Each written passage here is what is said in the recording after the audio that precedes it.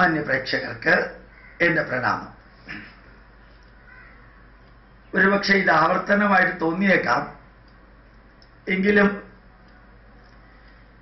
ഇന്നലെ കേട്ടതും മിനിഞ്ഞാന്ന് കണ്ടതും അതിൻ്റെ മുമ്പിലത്തെ ദിവസം കണ്ടതുമെല്ലാം ചേർത്ത് നന്ദി ആരോട് ഞാൻ ചൊല്ലേണ്ടു എന്ന ആ സിനിമാ പാട്ടും ഓർത്തുകൊണ്ടാണ് ഞാനിത് പറയുന്നത്. ഭാഗവത സത്രത്തില് 3 ദിവസം മുമ്പ് പ്രഭാഷണം നടത്താനുള്ള ഭാഗ്യം എനിക്കുണ്ടായി. ഒരു 10,000-9,000 പേര് അകത്തും പുറത്തുമായിട്ടുണ്ടായിരുന്നിരിക്കണം. അസാധാരണമാം വിധത്തില് മധ്യവയസ്കർക്ക് താഴെയുള്ളവരും യുവാക്കളും കുടുംബസഹിതം അവിടെ വന്നിരുന്നു പ്രഭാഷണം കേൾക്കാൻ. ഒരു 3-4 ദിവസത്തെ കണ്ടിന്യൂസ് പ്രഭാഷണം കഴിഞ്ഞ് ഞാൻ ഈ അമ്പലപ്പുഴയിലെ ഭാഗവതസത്ര വേദിയിൽ കയറി. അതിൻ്റെ അനുഭവങ്ങൾ ഞാൻ ഒരിക്കൽ 2 ദിവസം മുമ്പ് പറയുകയുണ്ടായി. അതിൻ്റെ മറ്റൊരു വശം അതാണ് ഇന്നലെ കേട്ടതും മിനിഞ്ഞാന്ന് കേട്ടതും അതിൻ്റെ മുമ്പിലത്തെ ദിവസം കണ്ടതും. ഞാൻ സ്റ്റേജിൽ കയറി ക്ലാസ് തുടങ്ങിയപ്പോൾ ആ മൈക്ക് സെറ്റ് ഏറ്റവും മോശമായിരുന്നു. അത് സാധാരണ മൈക്ക് നിരന്തരം ഉപയോഗിച്ച് ശീലിക്കാത്തവർക്ക് അവർ പറയാനുള്ളത് പറയുന്നു, കേൾക്കുന്നവർക്ക് കേൾക്കുന്നുണ്ടോ ഇല്ലയോ എന്നൊന്നും അവർ ചിന്തിക്കാറില്ല. കാരണം ആഴ്ചയിൽ ഒരു ക്ലാസ് അല്ലെങ്കിൽ മാസത്തിൽ ഒരു ക്ലാസ് അല്ലെങ്കിൽ ആസ് യൂഷ്വൽ അവരുടേതായിട്ടുള്ള വിവരണം മാത്രമേ ഉള്ളൂ. ഒരു സ്വാഗതം പറയുകയോ ആശംസ പറയുകയോ അതല്ലെങ്കിൽ ഒരു 15-20 മിനിറ്റ് പ്രഭാഷണം നടത്തുകയോ ചെയ്യുന്ന വ്യക്തികൾക്ക് മൈക്കിന്റെ ഗുണവും ദോഷവും അത്ര പെട്ടെന്ന് അറിയില്ല. അതുകൊണ്ട് അവർ പ്രതികരിക്കുകയില്ല. പക്ഷെ നിരന്തരം പ്രഭാഷണം നടത്തുന്ന വ്യക്തികൾക്ക് ആദ്യത്തെ 1 വരി 2 വരി പറയുമ്പോൾ തന്നെ മൈക്കിന്റെ ദോഷത്തെക്കുറിച്ചും ഗുണത്തെക്കുറിച്ചും മനസ്സിലാക്കാൻ സാധിക്കും. ഈ പ്രഭാഷണം തന്നെ ജീവിതത്തിന്റെ ഭാഗമാക്കുമ്പോൾ സദസ്സിലുള്ളവർക്കത് കേൾക്കണമെന്ന മനസ്സിന്റെ സ്വതസിദ്ധമായ ആഗ്രഹം കൊണ്ട് മൈക്കിന്റെ കുറവ് പരിഹരിച്ചുകൊണ്ട് ശബ്ദം തന്നെത്താനെ കൂടും. അതൊരു 15-20 മിനിറ്റ് കഴിയുമ്പോൾ പ്രഭാഷണം നടത്തുന്ന ആൾക്ക് ഭയങ്കര സ്ട്രെയിൻ ആവും, ശബ്ദം പോകും. അതുകൊണ്ട് ഞാൻ ഈ അടുത്ത കാലത്ത് കേട്ടിട്ടുണ്ട്, യേശുദാസ് അദ്ദേഹത്തിൻ്റെതായിട്ടുള്ള മൈക്ക് സെറ്റും കൊണ്ടാണ് കച്ചേരിക്ക് പോവാറുള്ളത് എന്ന് കേട്ടിട്ടുണ്ട്. ഈ അമ്പലപ്പുഴയിലെ ഭാഗവത സത്രത്തിന് ഞാൻ പ്രഭാഷണം തുടങ്ങിയപ്പോൾ തന്നെ പറഞ്ഞു, ഈ ഒരു മൈക്കിലൂടെ 15 മിനിറ്റിൽ കൂടുതൽ എനിക്ക് ഈ ശബ്ദത്തോടു കൂടി സംസാരിക്കാൻ സാധിക്കില്ല, എൻ്റെ ശബ്ദം പോകും. അതുകൊണ്ട് ഞാൻ വളരെ താഴ്ന്ന ശബ്ദത്തിലാണ് തുടങ്ങുന്നത്. ആവേശകരമായിട്ടുള്ള ഒരു പ്രഭാഷണമാണ് ആഗ്രഹിച്ചതും കത്തിജ്വലിക്കുന്ന വിധത്തിൽ ഭഗവത്ഗീത പറയണമെന്നുള്ളത് തന്നെയാണ് ലക്ഷ്യമാക്കി സ്റ്റേജിൽ കയറിയതും. പക്ഷെ ഈ മൈക്ക് വെച്ച് അത് പറ്റുമെന്ന് എനിക്ക് തോന്നണില്ല എന്ന് പറഞ്ഞു. ഒരു 5 മിനിറ്റ് കഴിയുമ്പോൾ വേറൊരു മൈക്ക് കൊണ്ടുവച്ചു. അത് അതിനേക്കാൾ കുഴപ്പമുള്ളതായിരുന്നു. എന്തോ അവിടെ ആകപ്പാടുകൂടി ഒരു കൺഫ്യൂഷൻ ഉള്ളതായിട്ട് തോന്നി. ഫാൻ അടുത്തൊന്നും വെച്ചിട്ടില്ല, വിയർത്ത് കുളിക്കുന്നുണ്ടായിരുന്നു. പക്ഷേ സംഘാടകരുടെ ബുദ്ധിമുട്ട് അവർക്കേ അറിയുള്ളൂ. നമ്മളൊരു 2 മണിക്കൂർ പ്രഭാഷണത്തിന് വരുമ്പോൾ വിമർശിച്ച് എതിർത്ത് പുച്ഛിച്ച് ദേഷ്യപ്പെട്ടുകൊണ്ട് കാര്യമില്ല എന്നുള്ളത് കൊണ്ട് ശാന്തമായിട്ട് ഏതാണ്ട് 2 മണിക്കൂർ അനുവദിച്ചിരുന്നു എങ്കിലും നോട്ടീസ് പ്രകാരം 1.5 മണിക്കൂറേ ഉണ്ടായിരുന്നുള്ളൂ. 1 മണിക്കൂർ 22 മിനിറ്റ് കഴിഞ്ഞപ്പോൾ ഞാൻ കംപ്ലീറ്റ്ലി എൻ്റെ ബാലൻസ് പോയി, തല ചുറ്റി. പക്ഷേ അവസാനത്തെ വരി കൂടി പ്രിന്റഡ് നോട്ടിലുള്ളത് വായിച്ചിട്ട് സദസ്സിനൊന്നും തോന്നാത്ത വിധത്തിൽ ഇനി എൻ്റെ ശരീരം ഒരു വാക്കും പറയാൻ എന്നെ അനുവദിക്കില്ല എന്ന് പറഞ്ഞ് ഞാൻ അടുത്തുള്ള കസേരയിൽ ആൾമോസ്റ്റ് ഇരുന്നു എന്നേ ദൂരെയുള്ളവർക്ക് മനസ്സിലാവും. ഞാനൊന്നും പറഞ്ഞില്ല. അത് കഴിഞ്ഞിട്ട് താഴത്തേക്ക് ഇറങ്ങി. എനിക്ക് തീരെ ബാലൻസ് കിട്ടുന്നുണ്ടായിരുന്നില്ല. കുറച്ച് പേര് വെള്ളം കൊണ്ടു തന്നു, ഫാൻ ഓൺ ചെയ്തു. പക്ഷെ ഞാൻ അവിടെ ഇരുന്നില്ല, കാരണം എൻ്റെ ചുറ്റും ആൾക്കാർ ഇങ്ങനെ കൂടുന്നു. രാത്രി 8:30 മണിക്ക് ഞാൻ പതുക്കെ നടന്നു വന്നപ്പോൾ, ഇനിയാണ് ഞാൻ വിഷയത്തിലേക്ക് കിടക്കുന്നത്, നടന്നു വന്നപ്പോൾ രണ്ട് സൈഡിലുള്ളവര് കൈകൂപ്പി നിന്നുകൊണ്ട് ഗോപാലകൃഷ്ണൻ എന്ന വ്യക്തിയോട് കാണിച്ച ബഹുമാനം അതെനിക്ക് അർഹതപ്പെട്ടതല്ല. അത് ഒന്നാമതായിട്ട് ജനം ടി വിയിലെ ഈ ഭഗവത്ഗീതയിലെ ധർമ്മ സന്ദേശം, അത് ആ ജനം ടി വി കാണിച്ചത് മുതൽക്ക് ജനങ്ങൾ അത് കണ്ട് ഉയർന്ന, അത് ഭഗവത്ഗീത എന്താണെന്ന് അവർ ജനം ടി വിയിലൂടെ മനസ്സിലാക്കി. എല്ലാ ദിവസവും വൈകുന്നേരം 6:50 മുതൽക്ക് 7 വരെ കൊടുക്കുന്ന ക്ലാസ്. ഞാൻ പുറത്തേക്ക് ഇറങ്ങി വന്നപ്പോൾ മുതൽക്ക് സാവധാനത്തിൽ ഓരോരുത്തരോടും ചോദിക്കുന്നുണ്ടായിരുന്നു, ശബ്ദത്തിന് സ്ട്രെയിൻ ഉണ്ടായിരുന്നു എങ്കിലും മൈക്കിന് പ്രോബ്ലം ഉണ്ടായിരുന്നു എങ്കിലും ഞാൻ പറഞ്ഞത് മനസ്സിലായോ നിങ്ങൾക്ക് എന്ന് ചോദിച്ചുകൊണ്ടാണ് വന്നത്.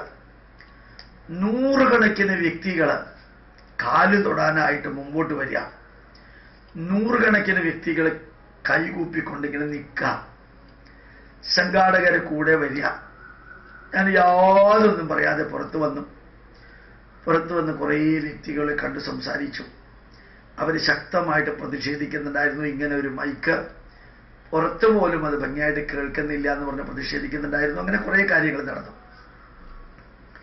അടുത്ത ദിവസം ഒരു വലിയ സമൂഹം ഹൈന്ദവ സഹോദരന്മാർ, വിശ്വഹിന്ദു RSSന്റെയും മറ്റെല്ലാ രാഷ്ട്രീയവും CPMന്റെ എല്ലാവരും അവിടെ രാഷ്ട്രീയവും എല്ലാം മറന്ന് ആ സംഘാടകന്റെ അടുത്ത് വന്ന് പറഞ്ഞു, ഞങ്ങൾക്ക് കേൾക്കേണ്ടിയിരുന്ന പ്രഭാഷണമായിരുന്നു ഇന്നലെ വൈകുന്നേരത്തേത്. സാറിന്റെ പ്രഭാഷണത്തിനാ കാത്തിരുന്നുകൊണ്ട് ഞങ്ങൾ ഇരിക്കുന്നത്. ഈ ഒരു വരി, അതിന്റെ ക്രെഡിറ്റും ആദരണീയതയും ബഹുമാനവും സ്നേഹവും എല്ലാം ഈ സന്ദേശം പ്രചരിപ്പിക്കാൻ വേണ്ടി അനുനിമിഷം പ്രവർത്തിക്കുന്ന ആയിരക്കണക്കിന് വ്യക്തികളുടെ പാദങ്ങളിൽ ഗോപാലകൃഷ്ണൻ സമർപ്പിക്കുന്നു.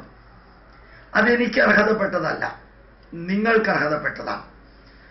ഈ ഭാരതത്തിന്റെ ദൗത്യം ഏറ്റെടുത്ത അഭിമാനത്തോടുകൂടി ഞങ്ങൾ ഹിന്ദുക്കളാണെന്ന് പറയാൻ ചങ്കൂറ്റം കാണിച്ച് തല ഉയർത്തി നിന്ന് പ്രവർത്തിച്ചുകൊണ്ടേയിരിക്കുന്ന, അണിയറയില് കർട്ടന്റെ പുറകിൽ പ്രവർത്തിച്ചുകൊണ്ടേയിരിക്കുന്ന വ്യക്തികളുടെ ആ പ്രവർത്തനത്തിന്റെ ഫലമാണ് വലിയൊരു സമൂഹം ചെന്ന സംഘാടകരോടും മൈക്ക് ഓപ്പറേറ്ററോടും ഈ മൈക്ക് ശരിയാക്കിയതിന് ശേഷം മതി ഇനി അടുത്തത് എന്ന് പറഞ്ഞത്.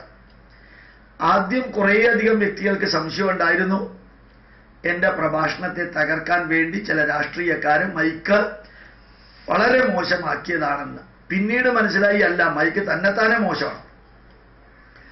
ഇമ്മീഡിയറ്റ്ലി ഒരു സൗണ്ട് എഞ്ചിനീയർ, ഇലക്ട്രിക് എഞ്ചിനീയറെ കൊണ്ടുവന്ന് ടെസ്റ്റ് നടത്തിയപ്പോൾ ആ വയറിനകത്തുള്ള കമ്പികൾ കുറച്ച് പൊട്ടിയിട്ടുണ്ട്. അത് ലൂസ് കോണ്ടാക്ട് ആയിട്ട് ഇതിങ്ങനെ ഇതാക്കുന്നതാണ് കാരണം.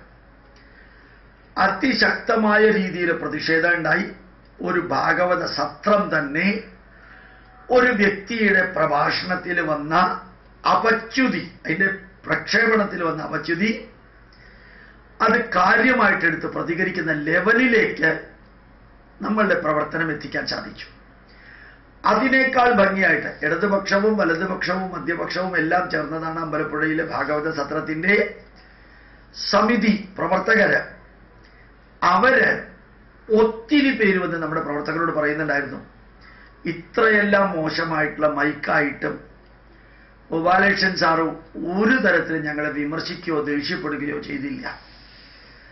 ആ വരിയുടെ എല്ലാ നന്മയും ഞാൻ ഈ രാഷ്ട്രത്തിന്റെ ഈ ദൗത്യം നിർവഹിക്കുന്നവരുടെ പാദങ്ങളിൽ രണ്ടാമതായിട്ട് അർപ്പിക്കുന്നു.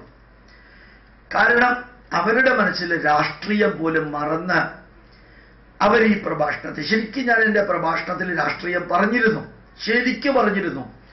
ഒരു വിഭാഗം മുസ്ലിങ്ങളും ഒരു വിഭാഗം ക്രിസ്ത്യാനികളും പൂർണ്ണമായിട്ട് നിരീശ്വരവാദികളും യുക്തിവാദികളും നല്ല രീതിയിൽ പൂർണ്ണമായിട്ടും CPMും കമ്മ്യൂണിസ്റ്റുകാരും ഹിന്ദു ധർമ്മത്തെ അവഹേളിക്കുകയും അപകീർത്തിപ്പെടുത്തുകയും എതിർക്കുകയും പുച്ഛിക്കുകയും മറ്റ് മതങ്ങളെ അസാധാരണമായ വിധത്തിൽ പ്രോത്സാഹിപ്പിക്കുകയും അവരുടെ വോട്ട് ബാങ്കിന് വേണ്ടി പ്രവർത്തിക്കുകയും ചെയ്യുമ്പോൾ ഹിന്ദുക്കൾ ഉണരണം. അതായിരുന്നു ഭഗവത്ഗീതയുടെ കണ്ടന്റ് ഉപയോഗിച്ച് ഞാൻ പറഞ്ഞത്. അതില് ശരിക്ക് രാഷ്ട്രീയ പാർട്ടിക്കാരെ കുറിച്ച് പറഞ്ഞിട്ടും ആ രാഷ്ട്രീയ പാർട്ടിയിലുള്ളവർ പോലും നന്നായിട്ടുള്ള കമന്റാണ് പ്രഭാഷണത്തെക്കുറിച്ച് പറഞ്ഞത്. അത് രണ്ടാമത്തേത്. ചിന്തിക്കാൻ പോലും സാധിക്കുന്ന ലെവലിന്റെ 10 ഇരട്ടി ക്രോസ് ചെയ്തുകൊണ്ട് മാതൃഭൂമി പത്രം ശരിക്കും ലോക്സഭാ സ്പീക്കർക്ക് കൊടുത്ത പ്രാധാന്യത്തെക്കാൾ കൂടുതൽ പ്രാധാന്യം ഒരു പക്ഷേ എന്റെ പ്രഭാഷണത്തിന് കൊടുത്തു. അവസാന ശ്വാസം വരെ കർമ്മനിരതരാകാൻ ഗീതാ നിർദ്ദേശം വളരെ വലിയ ആർട്ടിക്കിളുമായിരിയാണ് കൊടുത്തത്. അതിൽ നിന്ന് അല്പം പോലും കുറയാതെ മലയാള മനോരമയും കൊടുത്തു. വളരെ ശക്തമായ രീതിയിൽ ജന്മഭൂമി കൊടുത്തു. ജന്മഭൂമി കൊടുക്കുന്നത് നമുക്ക് പ്രതീക്ഷിക്കാവുന്നതേ ഉള്ളൂ. കേരള കൗമുദിയും കൊടുത്തു.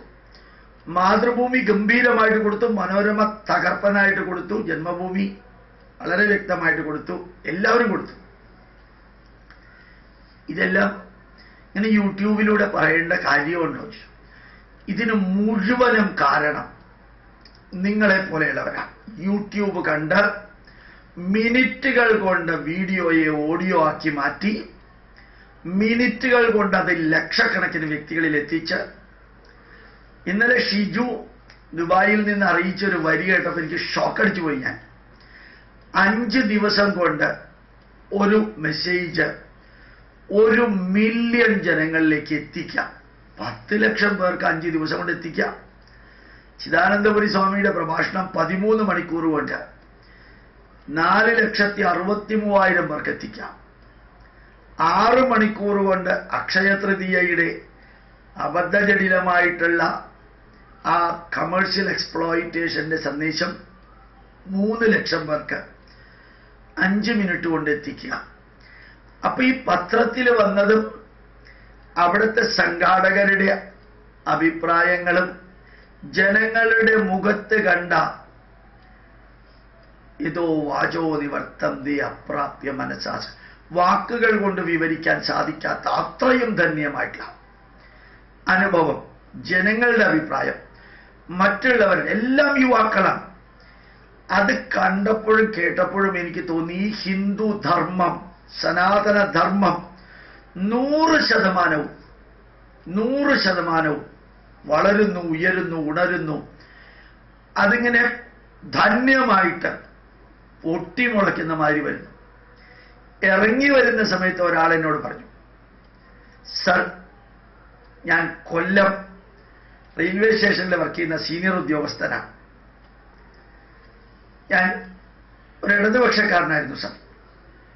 ജനം TV-യിൽ ഓൺ ചെയ്തപ്പോ ഒരു 6-7 ദിവസം മുമ്പ് സാറ് പ്രണാമം എന്ന് പറയുന്നത് കേട്ടു. ബാക്കിയുള്ളത് കേട്ടില്ല. അവസാനിക്കുമ്പോൾ ഉള്ള പ്രണാമ കേട്ടത്. അടുത്ത ദിവസം നേരത്തെ ഓൺ ചെയ്തു. അപ്പൊ ഭഗവത്ഗീത കേട്ടു. 5 ദിവസം ഭഗവത്ഗീതയിൽ 5 ശ്ലോകം ഞാൻ കേട്ടു. ഞാൻ ഇന്ന് ഇങ്ങനെ പറഞ്ഞ വരി ഞാൻ പറയാണ്, ഒരു CPM കാരനായി ജീവിതത്തിൽ ഇന്ന് വരെ ജീവിച്ച ഞാൻ ആ 4 ദിവസത്തെ ഭഗവത്ഗീത കേട്ടപ്പോ RSSകാരനേക്കാൾ സ്ട്രോങ് ആയിട്ടുള്ള ഹിന്ദുവായി മാറി. സാറിനോട് ഇത് നേരിട്ട് പറയാനാണ് അമ്പലപ്പുഴയിലേക്ക് കൊല്ലത്ത് നിന്ന് വന്നത്. ഇതെല്ലാം കാരണം ഞാനല്ല, ഞാനൊരു ചെറിയ നിമിത്തം മാത്രം.